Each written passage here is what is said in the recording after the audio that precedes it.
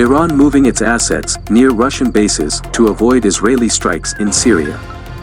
With Syria's President Assad growing increasingly frustrated with Iran's presence in Syria, Iranians moved to make it more difficult for Israel to strike their forces, assets in the country.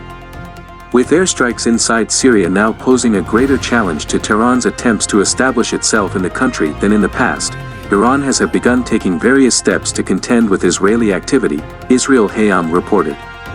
November has seen more airstrikes by the Israel Defense Forces on Syria and the same period last year, and hundreds of armaments were dropped on the country.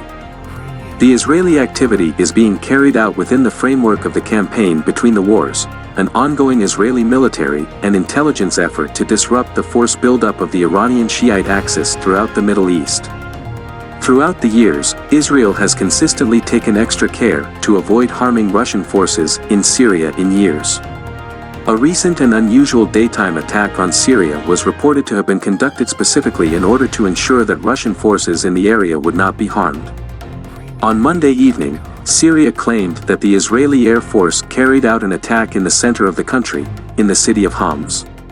According to Syria's Sanaa news agency, the Syrian army's air defense systems were activated in the Homs area and were unable to stop the attack.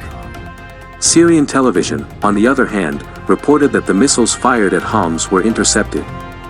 Last week, Syria reported that Israel had launched missiles at a shipment of weapons destined for terrorist organizations in Damascus.